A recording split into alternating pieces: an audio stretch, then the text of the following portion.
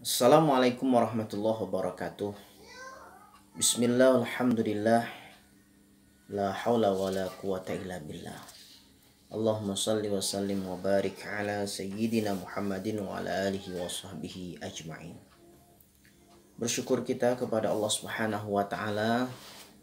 Salawat dan salam senantiasa tercurah kepada uswah kita, kekasih hati kita, baginda Rasul Muhammad sallallahu alaihi wasallam. Para sahabat detasmen terapi Qurani yang dirahmati Allah. Kita tentu pernah diuji sakit oleh Allah Subhanahu wa taala. Namun sakit itu hakikatnya bukan hinaan, celaan dari Allah Subhanahu wa taala. Tetapi kita bagi seorang muslim, muslimat, menyadari bahwa sakit itu adalah ujian dari Allah Subhanahu wa taala agar kita semakin mulia, agar kita semakin istimewa, agar digugurkan dari setiap dosa dan akan diangkat derajat kita di sisi Allah Subhanahu wa taala. Namun dengan catatan, apabila kita menghadapi satu kondisi sakit, maka kita hadapi sakit itu dengan sabar. Itulah yang menjadi syarat gugurnya dosa, diangkatnya derajat menjadi semakin mulia dan akan diistimewakan oleh Allah Subhanahu wa taala. Jadi tidak mungkin kita ini tanpa ujian, dan salah satu ujian itu adalah musibah, yaitu sakit. Maka dalam banyak hadis Rasulullah SAW memberikan nasihat, memberikan arahan, bimbingan kepada kita. Beliau SAW menyampaikan salah satunya di dalam Sunan Ibnu Majah. Inna idhamal jazai ma idhamil bala. Wa inna allaha idha ahabba qawman ibtalahum. Faman radiya falahu ridha. Waman sakhata falahus sakhat. Rasul menyampaikan sesungguhnya besarnya balasan tergantung dari besarnya ujian itu. Maksudnya besarnya pahala, besarnya kemuliaan, ya besarnya kemurahan Allah Subhanahu wa taala itu tergantung ujiannya. Dan sesungguhnya Allah apabila mencintai satu kaum, satu pribadi, satu diri, jiwa seseorang, maka dia akan pasti menguji mereka. Barang siapa yang ridho dengan ujiannya itu, ridho dengan ujian sakitnya, ya karena keridhoan ini juga sebenarnya adalah sebuah ungkapan yang susah untuk dilafatkan, ya susah untuk dibicarakan, susah untuk diomongkan, ya bahkan di dalam tinjauan medis, di dalam tinjauan psikis juga, seseorang yang ridho, seseorang yang menghadapi sakitnya itu tanpa ratapan, tetapi dia hadapi sakit itu dengan sabar, ini juga imunitas, meningkatkan kekebalan tubuh, meningkatkan daya imun, menjadikan stabil dari kerja organ-organ tubuh, dan akan menjadikan cepat sembuh. Itu hikmahnya, itu nilai plusnya, ya. Jadi sebenarnya sabar ini bukan pilihan, tetapi adalah salah satu jalan untuk kesembuhan. Ya, meskipun memang sakit ini juga bisa menjadi jalan dari sebuah kematian. Begitu ya.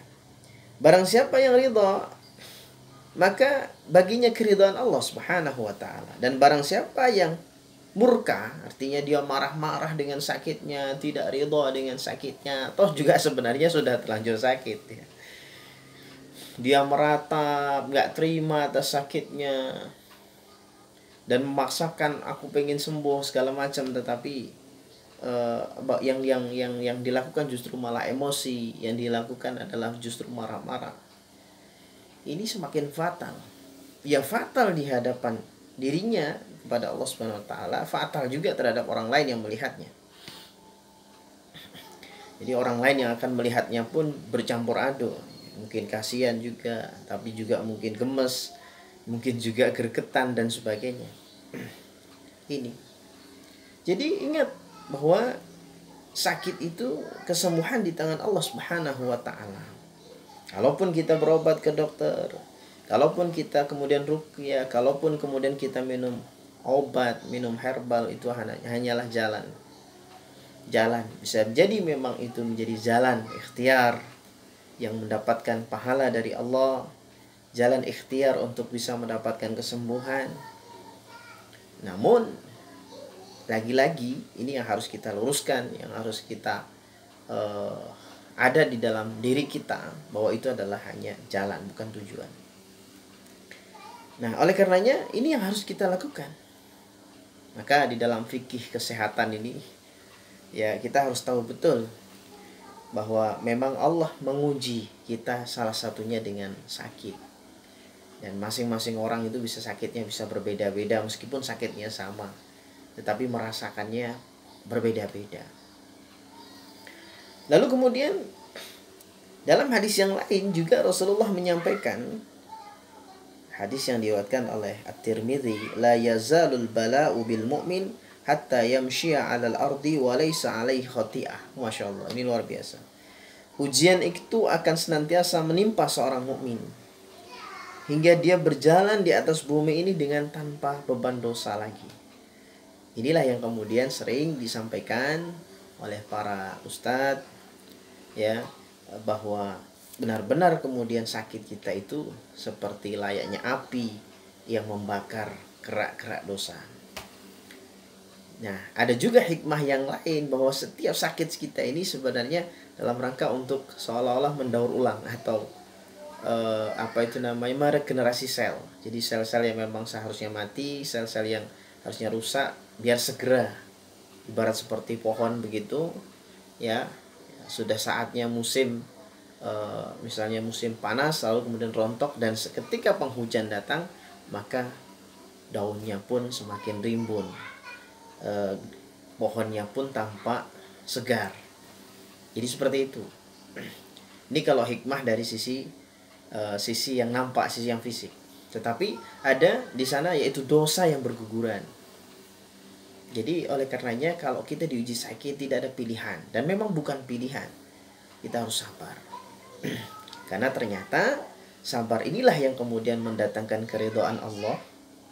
Ya, hati pun juga akan bahagia, dan itulah cara di mana kemudian imunitas akan semakin bertambah, daya tahan tubuh akan semakin bertambah, kerja sel-sel tubuh kita pun jadi imbang, ya, dan juga sistematika dari organ-organ tubuh akan bekerja semakin baik, ya, detak jantung pun akan semakin normal, semakin baik, sirkulasi darah pun juga semakin bagus, sirkulasi kaitan dengan pencernaan sebagainya itu juga akan berjalan baik, sehingga kesembuhan akan lebih dekat kepada orang yang sabar, ya, dikaitkan dengan tadi itu.